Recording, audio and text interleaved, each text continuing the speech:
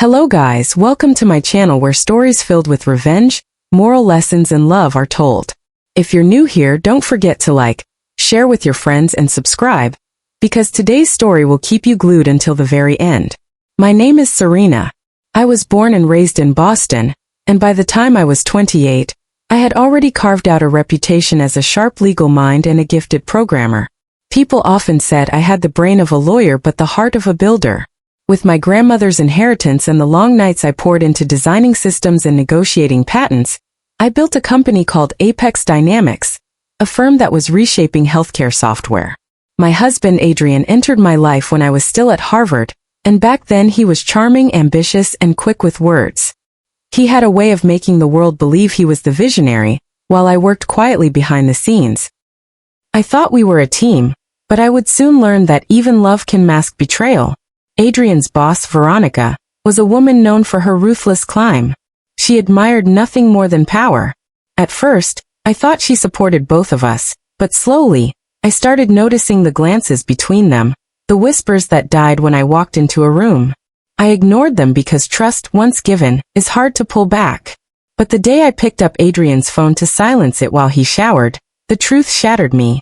Thread after thread of messages stretched back 6 months, plans, jokes, and cruel rehearsals of how they would expose me as unstable, incapable, and just the investor's daughter who rode luck. They spoke of dismantling my name at the upcoming gala, and restructuring ownership of Apex. They forgot that ownership wasn't a performance, it was in the numbers, and I held 67%. Still, they believed if they broke me in front of the right crowd, my silence would make their lie reality. The night of the gala glittered like a scene pulled from a film. 300 of the most influential investors, journalists, and leaders filled the ballroom of the Langston Hotel. Crystal chandeliers swayed, champagne flowed, and every eye turned toward the stage where Adrian stood, basking in a spotlight that I had earned but he had claimed. My heart hammered in my chest, not from nerves, but from the knowledge of what was about to happen. Then Veronica, in her sleek emerald dress, stepped forward with a microphone. "Ladies and gentlemen," she said, her voice carrying like silk over knives, "tonight isn't just about Apex. It's about love, power, and truth." She turned toward Adrian, eyes gleaming, and before I could even blink, she sank to one knee with a diamond ring so large the flashes of cameras captured it like fire. "Adrian," she declared, "will you choose authenticity over shadows? Will you build not just companies, but a future with me?" The crowd gasped, laughter rippled, and whispers bloomed like wildfire. Adrian, smug as ever, smiled as though this was the climax of his carefully written play. He glanced at me, expecting tears, a collapse, perhaps a scene that would confirm their story of my weakness. Then he leaned into the microphone. "Yes, Veronica. 1,000 times yes." The applause was deafening, though not unanimous. Some faces froze in disbelief, others smirked, waiting for my collapse. And Veronica wasn't finished. She straightened and looked at me directly. "Poor Serena," she said in a voice dripping with theatrical pity. "All those years and still powerless. Tonight proves that Apex belongs to those who dare, not to those who hide." My skin burned under the weight of 300 stares, but instead of tears, a strange calm filled me. I realized at that moment that they were handing me not humiliation, but clarity. They believed my silence was weakness. But silence can also be a blade sharper than words. I set down my glass of champagne, smoothed my dress, and with every ounce of dignity left in me, I turned and walked out. Gasps followed, and I heard someone hiss, "She's breaking down." But no, I was walking away from the ashes of their performance, already planning how I would turn their victory into dust. The night air in Boston wrapped around me as I left the ballroom. My heels clicked against the marble, each step steadier than the last. By the time I reached the car, I was no longer the betrayed wife. I was the woman who still held 67% of Apex Dynamics, and the keys to every system Adrian thought he controlled. They wanted a spectacle. Instead, they would get a reckoning so quiet, it would roar louder than any stage proposal ever could. When I returned to our penthouse that night, Boston's skyline glittered outside the floor-to-ceiling windows, but all I saw was the reflection of a woman who had finally stopped pretending. I slipped out of the silk gown, tied my hair back, and sat at my desk where 3 monitors glowed like weapons waiting to be drawn. Adrian thought of me as the emotional, supportive wife who only sprinkled ideas when asked. He had forgotten or chosen to ignore that I designed Apex's security systems from scratch. Every code, every encrypted door, every line of defense against cyber intrusion bore my signature. He was about to discover just how dangerous it is to underestimate the architect. With a few keystrokes, I logged into Apex's financial hub. My credentials still reigned supreme. The first thing I did was freeze every corporate card linked to Adrian's name. One by one, I revoked his access to bank accounts, corporate emails, and server permissions. A cold rush surged through me as confirmation after confirmation appeared. By 2 a.m., the man who had basked in applause and champagne was locked out of $27 million of liquidity. I wasn't reckless. Every move was mirrored in a legal document I drafted alongside the code. By dawn, I had prepared a resignation package that demanded Adrian's immediate withdrawal from his executive role, full repayment of every personal expense billed to Apex vacations, cars, luxury watches, and a permanent ban on Veronica's involvement with the company. I included one clause that was the most personal, a public acknowledgement of my true role as founder and majority owner. If he wanted to keep even a shred of dignity, he would sign. The sun was just breaking when Marcus, Adrian's assistant, knocked at the door. His eyes widened when he saw me still at the desk, papers neatly stacked. "Serena," he stammered, "the company. It's paralysis. Systems won't respond. Adrian can't log in." He told me to. I slid the envelope across the desk. "Give him this. His only option is to sign." Marcus hesitated, looking almost apologetic. "They said you would break. They didn't think you'd." His words trailed off, but the shame in his eyes said enough. Hours later, Adrian stormed in, face flushed with fury. "What have you done, Serena? You're destroying us." I stood, my voice steady. No, Adrián. "You destroyed yourself when you conspired with Veronica to erase me. I'm only correcting the record." He snatched the documents, skimmed them, and for the first time in years, I saw the mask of control slip from his face. "You can't do this." "I already did." I leaned closer. "You forgot something fundamental. Ownership isn't about who shouts the loudest at a gala. It's about numbers. 67%. You can't erase that with champagne and theatrics." The next board meeting was one I will never forget. The directors, most of whom had been charmed by Adrian's smooth words in the past, sat in stunned silence as I presented every piece of evidence. The text between him and Veronica, the fraudulent billing of personal luxuries, the deliberate attempts to paint me as unstable. My legal background gave me the language, but my conviction gave me the force. When I finished, I placed the signed resignation letter on the table. The chairman cleared his throat. It seems clear where the true leadership lies. Adrian's seat at the end of the table sat empty by the time the meeting adjourned. Veronica was barred from any future dealings with Apex. And for the first time in years, the engineers, the quiet minds who had built Apex with me, approached not with guarded respect but with genuine relief. Finally, one whispered, "Substance over show." In the weeks that followed, I restructured the company from the inside. Lavish marketing budgets were trimmed, and the money was rerouted into research. I promoted a brilliant young engineer, Malik, who had been sidelined for being too introverted. I hired women and immigrants who had been overlooked because they didn't fit Adrian's glossy image. Apex began to breathe again, not as a brand, but as a living, innovating force. Adrian tried to fight back, of course. He sent lawyers, threats, even begged in late-night calls. "You don't understand, Serena," he pleaded once, his voice raw. "Without me, the board will never." They already did. I cut in. And I don't need to raise my voice to prove what's mine. There's a power in quiet revenge that loud confrontations can never touch. Adrian had imagined me shattered, hiding from society, stripped of dignity.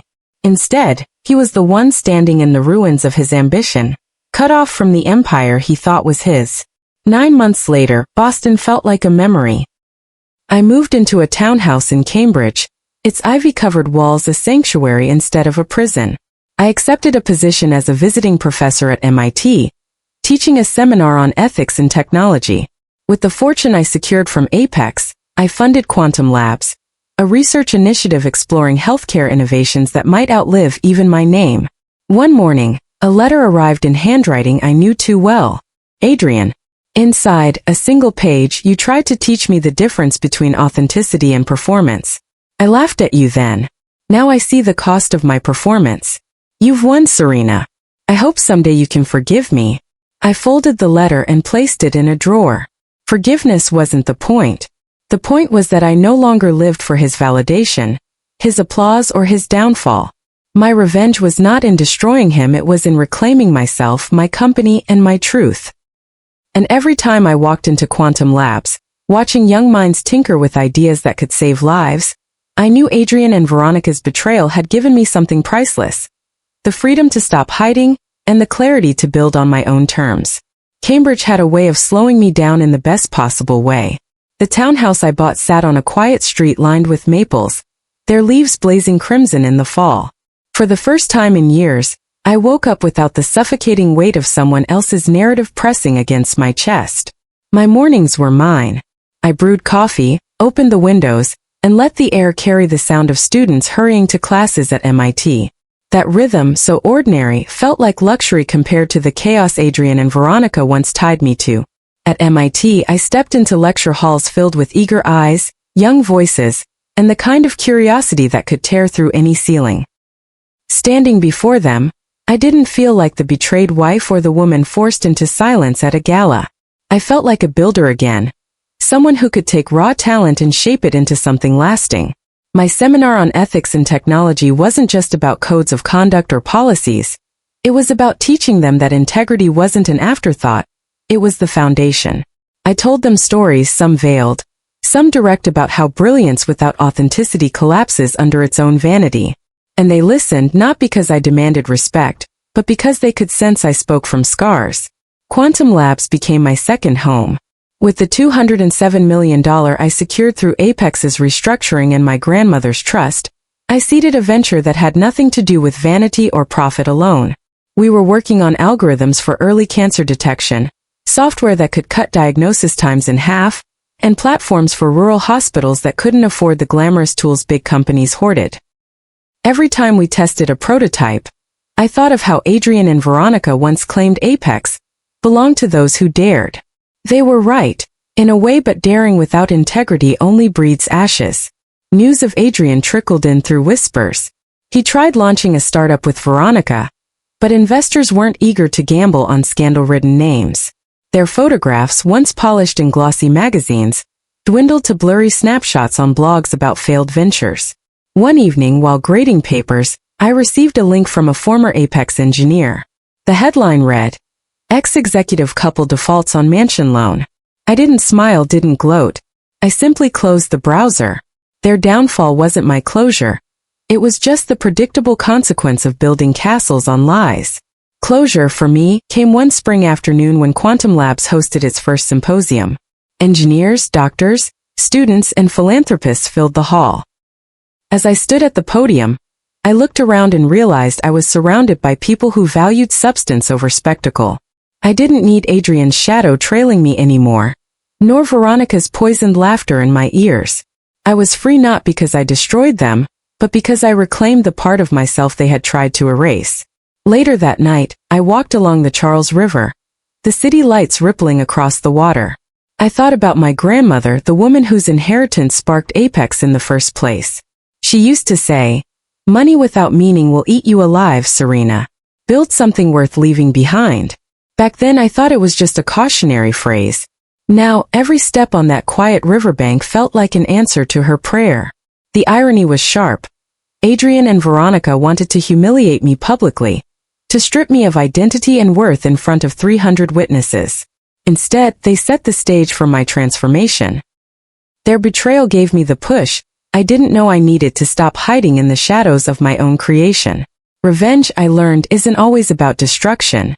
Sometimes it's about illumination, about lighting up the very parts of yourself others tried to snuff out.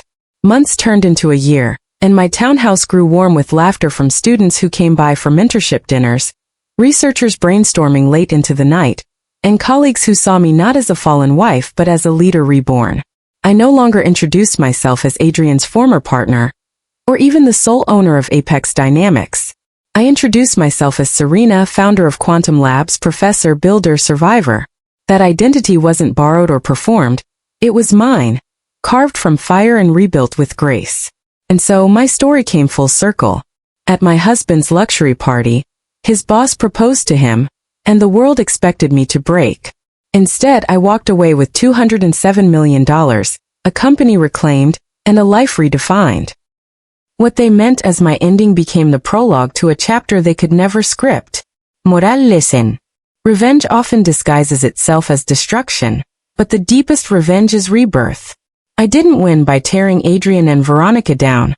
I won by refusing to let their betrayal define me. Betrayal is a mirror. It shows us who others truly are, but it also reflects who we choose to become in response. I chose to walk away, not with bitterness alone, but with clarity, dignity, and the strength to build something greater than what was stolen. If you take anything from my journey, let it be this. Silence isn't weakness. Sometimes silence is a strategy. Sometimes walking away is the loudest thunder. And sometimes, what looks like loss is only the foundation for a greater victory. So if you're ever betrayed, remember, don't waste your energy proving your worth to those who already chose to dismiss it. Pour that energy into yourself, your vision, your future. That's where true revenge lives, in your freedom, your peace, your power. Hello guys, thank you for listening to my story. If you felt the fire in it, don't forget to like this video, share it with your friends, subscribe to the channel, and drop your own lessons in the comments below.